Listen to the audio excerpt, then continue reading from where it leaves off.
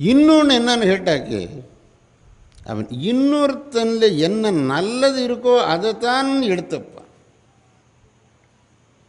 லோகத்தில் 100க்கு 100 நல்ல மனுஷன் யாரையும் சொல்ல முடியாது, 100க்கு 100 கெட்டவன் என்றும் யாரையும் சொல்ல முடியாது.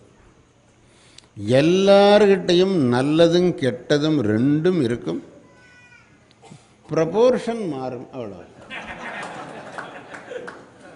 சில வாழ்ல நல்லது அதிக சங்கையில் இருக்கும், சில வாழ்ல கெட்டது அதிக சங்கையில் இருக்கும். நாம் என்ன செய்யணும்னு கேட்டாக்க, அவங்கிட்ட இருக்க நல்லது தான் எடுத்து, அவங்கிட்ட கெட்டது என்ன உண்டோ அதை பற்றி நாம் பார்க்கவே கூடாது. இந்த சாஸ்திரத்தில் ஒரு வார்த்தை உண்டு,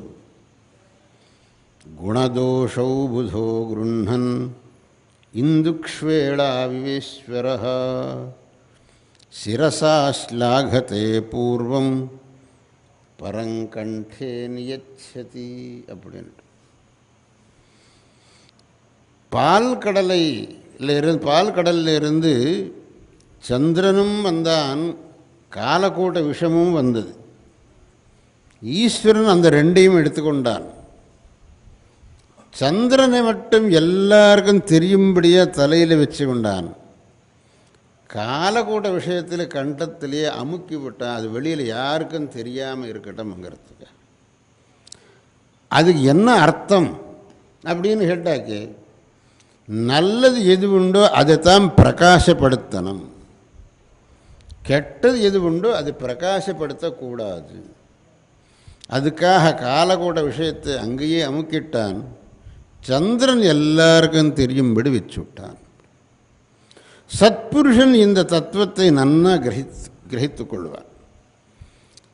எல்லார்கிட்டையும் நல்லதும் கெட்டதும் இருக்கிற போது நல்லது மட்டும் நாம் எடுத்துப்போம்.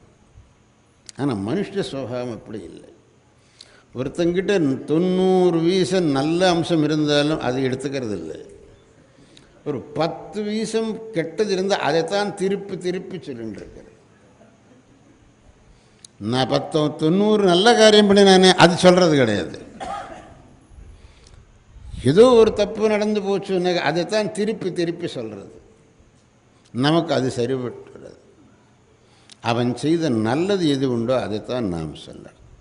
இது சத்புருஷ லட்சணம். பரகுண பரமாணூன் பர்வதீகிருத்திய நித்தியம் நிஜஹிருதி விகசந்தः சந்தி சந்தः கியந்தः. இன்னொருத்தன் ஒரு நல்ல காரியம் பண்ணினால் அதை ஸ்லாகிக்கணும். ஒருத்தர் ஒரு பெரிய கோயில் கட்டினார், ஏதோ ஒரு திருத்தம் நடத்தினார் அப்படின்னாக்கே, நீங்கள் ரொம்ப நல்ல காரியம் பண்ணினேன் அப்படின்னு ஒரு வார்த்தை சொல்கிறதுக்கு என்ன கஷ்டம்? அது சொல்கிறது கிடையாது. யாராவது நம்மக்கிட்ட வந்து பெரிய கோவில் கட்டினார் அப்படின்னாக்க, அந்த பணம் எப்படி வந்தது எனக்கு தெரியும், அதுதான் சொல்கிறோமே விடிய. அவர் நல்ல காரியம் பண்ணினாருங்கிறதை வாயால் சொல்கிறதுக்கு மனசு வரமாட்டேங்கிறது. அவர் எப்படி பணம் வந்தது எனக்கு எல்லாம் தெரியும்.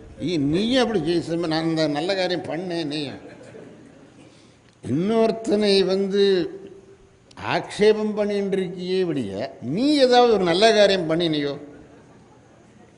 நானும் நினச்சா எல்லாம் பண்ண முடியும். எப்போ பண்ணினே பண்ண முடியுமா தானே சொல்கிறேன். அவன் பண்ணி காமிச்சிருக்கானே. ஏன்னு கேட்டாங்க, அந்த சத்புருஷ ஸ்வபாவம் நமக்கு வரல. அதனால தான் இந்த மாதிரி எல்லாம் பேச்சுகள். சத்புருஷ ஸ்வபாவம் நமக்கு வந்ததானே நாம் அப்படி பேச மாட்டோம். ரொம்ப சந்தோஷப்படுவோம்.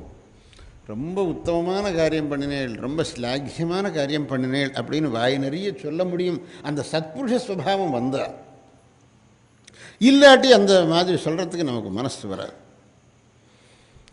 அதனால் பகவத்பாதர் சொல்லியிருக்கார், நீ சத்புருஷ ஸ்வபாவம் உனக்கு வரட்டும். அதுக்கு நீ சத்புருஷாலோட சகவாசத்தில் இரு.